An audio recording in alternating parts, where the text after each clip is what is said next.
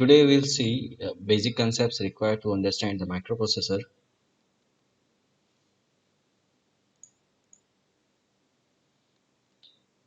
This is 8085 microprocessor chip where the 8085 is mentioned over here. You can see 8085AH. It's manufactured by Intel in 1976.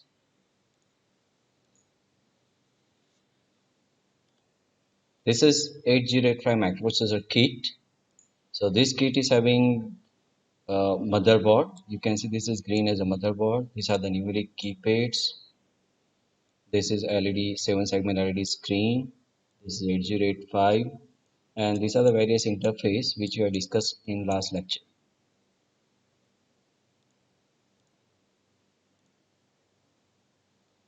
This is block diagram 8085. So you can see it's a different than what you have learned in computer organization where all the microprocessors are at one place. But you can see over here that register B, C, D, E, H, L are placed over here, but accumulator is placed over here. So accumulator is not part of this bunch of register, but it is placed over here to store arithmetic and results of arithmetic and logical unit. So output of the arithmetic logical unit goes here and it stores result over here. And again, the data from the accumulator goes to one of the operand to a arithmetic and logical unit. So that's why this ALU is in ALU the accumulator is arranged over here. This B, C, D, E, H, L, and W and Z, these are known as temporary register or very specific register for specific purpose. Stack pointer, it's used to point the base address of stack. The program counter is used to store the base address of or starting address of program to be executed within microprocessor.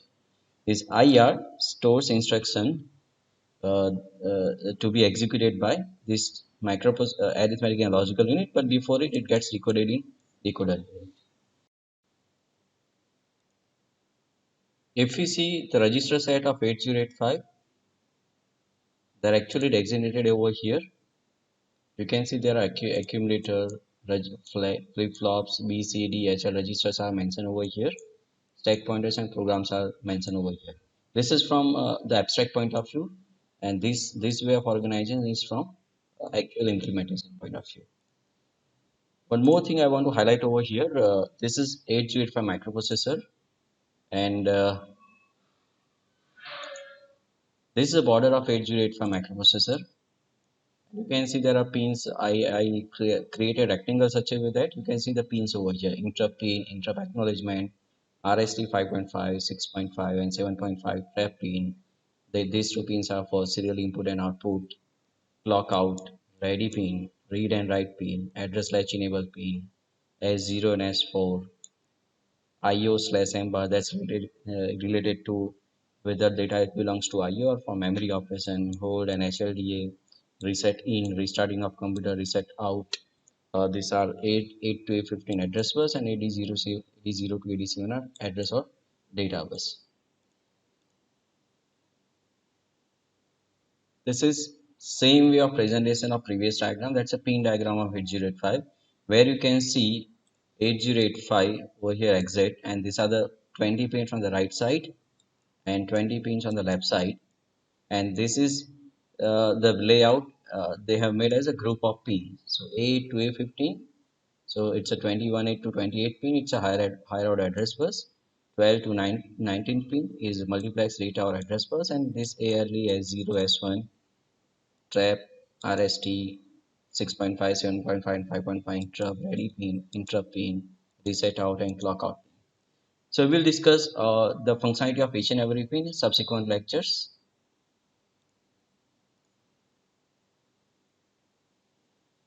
This is sample kit of 8085 programmable kit where you can see this is a keyboard. This is whole keyboard. This is 7 segment LED display. So it is having 6 digits, 1, 2, 3, 4, 5, 6, 6 digits, and this is a sample program. So sample program, what it does, it transfers numeric value 02 into register A, then 03 into register B, add content of A and B together and stores result into accumulator. This is meaning of add B. and it stores results means addition of the previous instruction a equal to a plus b into this memory location C050. Okay, and this is RST1. It's a halts execution of this program.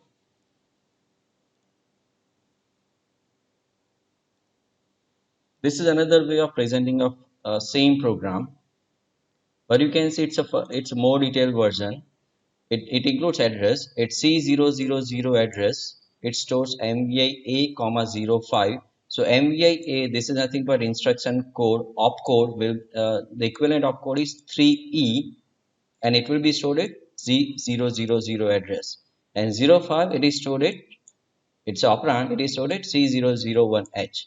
So we can say each address of 8085 stores 8 bits of information. So 3 is 8 bits, 05 is 8 bits. So MVI comma 05H. So MVI its opcode, its equivalent opcode is 3E, and 05 is operand, it will be stored at C001 location. Same way MVIB comma 04. So MVIB, the instruction opcode, its equivalent of instruction opcode is 06. Why is it 3 and 06? Over here there is MVIA and over here it's MVIB. So instruction opcode gets changed. So this instruction says that transfer 05 into accumulator. This instruction says that transfer 04 value into register B. So that's why the opcodes are different. And this opcode MVIB equivalent opcode code is 06 is stored at C0002 location, and operand 04 will be stored at C003 location. Next instruction is addition of A and B. So add B doesn't require any opcode. Its A is inbuilt. One of the operand in the instruction in A add B. So 80 is equivalent opcode which adds data value of A and B register together and stores result into register A. And this instruction or this opcode 80 will be stored at C004. C005 will store again the next instruction store the result at C300 location. The equivalent opcode for STA is 32. C300 is nothing but 16-bit address. So 16-bit is again 00. Its lower bits will be stored at C006, and higher bits of address nothing but C3 will be stored at C007 address. And last one is RS3 means halt. This instruction will be is stored at C008. And you can see over here these are the address C002 and this is 06. So at C002 06 is stored. So we need to increment this, we need to press increment button over here which increments memory, and we need to type this 028 A B C D E F. So hexadecimal code we have to type over here. So increment button will increment this memory address, and these buttons will facilitate to change value over here, and that value will be stored in memory location of specified by this 7 segment LED. Over here we can see there is no output device just like a monitor. It has only 7 segment LED and it's limited to only 6 digit. You can see the 6 digits over here, 6 hexadecimal digits. So it doesn't have a very hi-fi GUI just like a monitor. And keyboard and mouse, keyboard is definitely is there, but it's limited to certain keystrokes or key values over here. It doesn't allow us to enter whole ABCD. It allows up to hexadecimal F. And there are certain buttons for reset, next, execute, decrement, and other stuffs. So let's look at the abstract view of this 8085, what it does, what user does to run any program. So this 8085, this is a user. So first step, user writes a program in using Not and Pen, and it inserts codes one by one to memory location. After inserting code one by one to memory location, it hits exe button to get the result, and that result will be stored at memory location, specific memory location, and user will retrieve. User can see via pressing appropriate key on 8085 kit. It can see the result of addition, subtraction, or whatever the mathematical operation it is submitted to 8085. Certain question arise over here.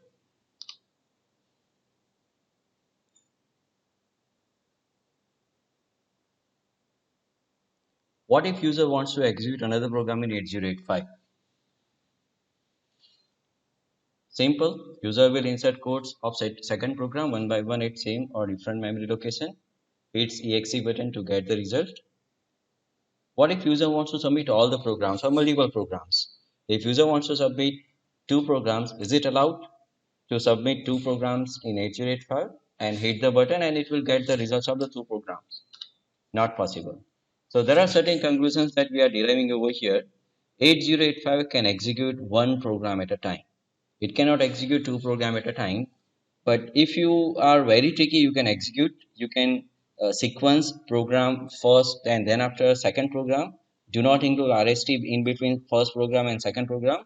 And then at last you can execute second, you can put RST, and probably you must have the different location of result to be stored. Then you can execute those, in that way you can execute multiple programs. But if you want to, if you have a different set of programs and the memories are overlap, you cannot execute those multiple programs in 8085. What you require? You require different uh, uh, supports of other than microprocessor that we'll see in the subsequent slides. Another conclusion we can derive over here: 8085 can take one program at a time. One user can operate and run program on 8085. Let's go ahead to discuss with respect to another processor.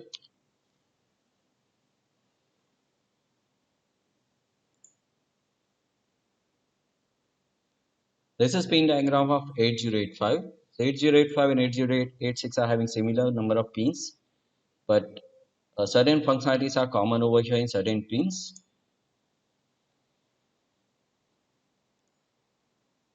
This is architecture diagram of 8086. You can see it's different than 8085. 8085 is a very simple architecture. Over here in 8086 is divided in two portions: bus interface unit and execution unit. So bus interface unit, it's responsible to take to get data from memory and to store data into memory. Execution unit is responsible to execute the instruction which is brought into a microprocessor via PIU unit. So to support it, it has address AH and AL, that's a accumulator, B, register C, register D, and there are other registers. This is ALU to perform arithmetical and logical operation. It has two operands over here. We can send 2 bytes of information over here. The result will be sent back to the common bus, and from common bus, data can be stored in any one of these registers. This is meaning of that. It can result can be stored in any one of the registers. Very good feature of 8086. It has a 6 byte prefetch queue. It brings the 6 instructions well in advance, such a way that the instruction execution will not be halted, or microprocessor should not wait for the instruction in case the RAM is slower than the microprocessor.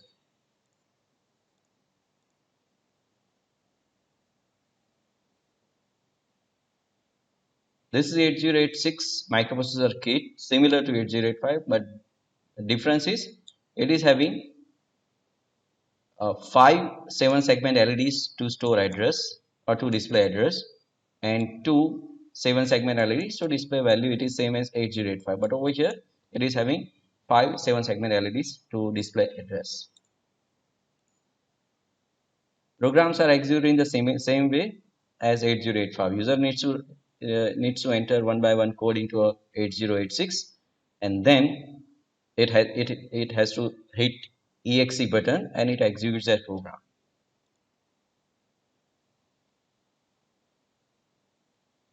Some features of 8086: it's a 16-bit microprocessor, it has 20-bit address, it has 16-bit data bus, it can support up to 64K IO ports, it provides 14 or 16-bit registers, frequency range is 6 to 10 megahertz, it is using multiplex address bus and data bus to conserve the number of pins, it can prefetch up to 6 instructions, it requires plus 5 voltage, it is 40-pin dual inline package, it operates on two modes: maximum mode and minimum mode. Again, same questions. What if user wants to execute another program? Here the same answer. User will insert codes of second program one by one at same or different location. It hits exe button to get the result. What if user wants to submit all the programs?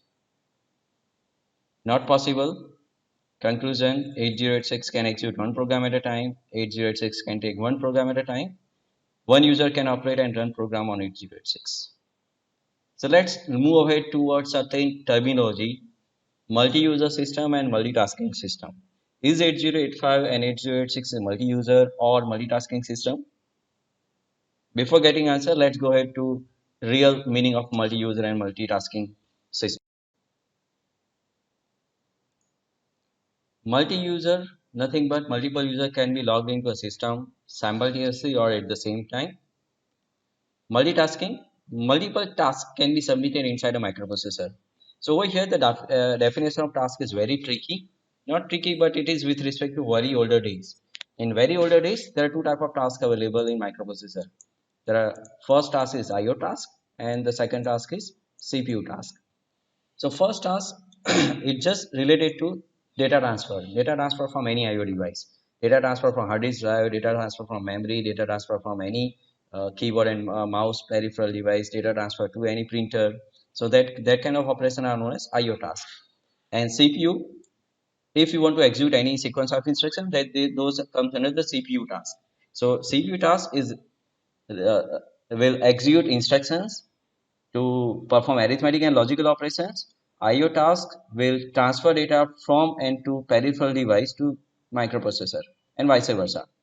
So IO task is very basically it's a slower operations, and CPU task will be a very faster execution because CPU in CPU task microprocessor executes all the instructions within a CPU with the help of registers available within a CPU. So this is definition of task. So multitasking system, multiple tasks can be submitted inside a microprocessor.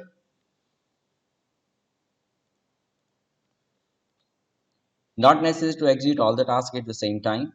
It can run one by one. That is included in multitasking definition. Wrong myth: multiple tasks can execute simultaneously. It's a very wrong myth.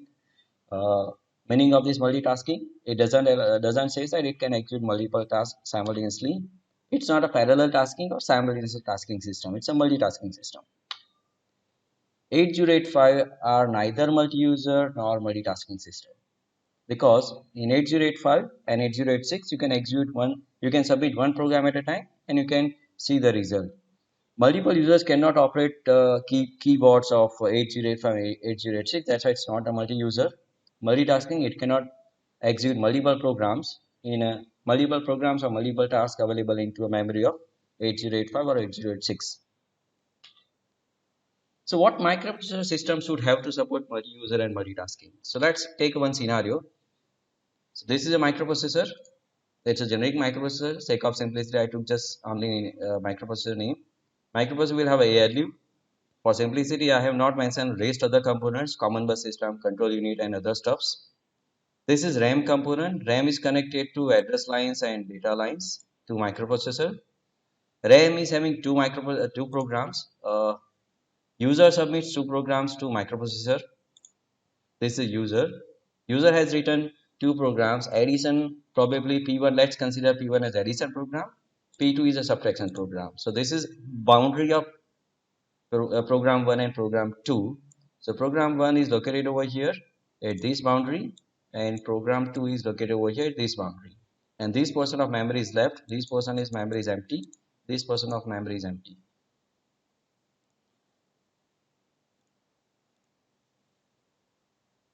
So what ALU does? ALU executes half of the P1, then it executes half of the P2. Then it goes back to P1 and finishes execution of rest of the P1, and then it goes to P2 and finishes execution of rest of. Once ALU finishes execution of program P2, the output of program P1 and P2 will be available to the users. But over here, question arises: which component will manage execution trace of processes? Means the P in the first iteration, I explained that the ALU first selects the P1, it executes half of the P1, and then it executes P2, start execution of P2. Once it goes to half of P2, then again it comes back to P1 and it finishes executing rest of the instructions of this P1. So we require to manage this P1 and P2. So either it has to be in terms of hardware or in terms of softwares. To support in wide range to multiple programs, this is case of P1 and P2. There can be Pn and can be any number. To support wider range of programs, OS is needed to manage all these process status. Status of P1 currently it is in executing or it is executed, it's exit mode, or P2 it is currently in executing or it is in exit mode, or it has finished execution of all the instruction of P2.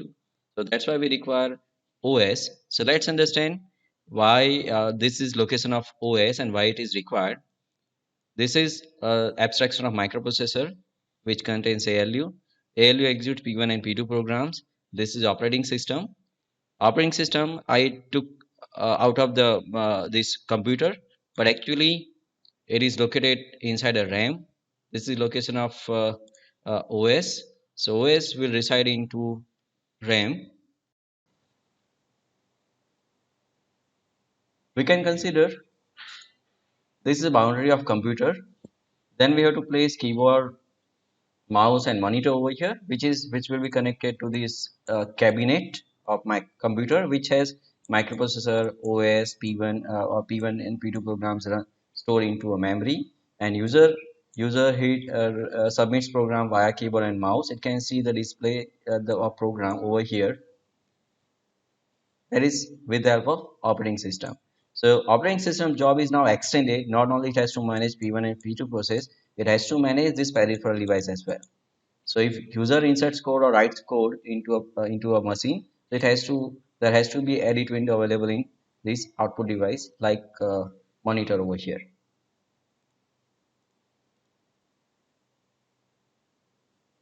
This is the first 80286 computer which has keyboard, monitor and CPU. It doesn't have a mouse over here, and it was earlier when it was manufactured, it was only having keyboard only. It doesn't have a mouse.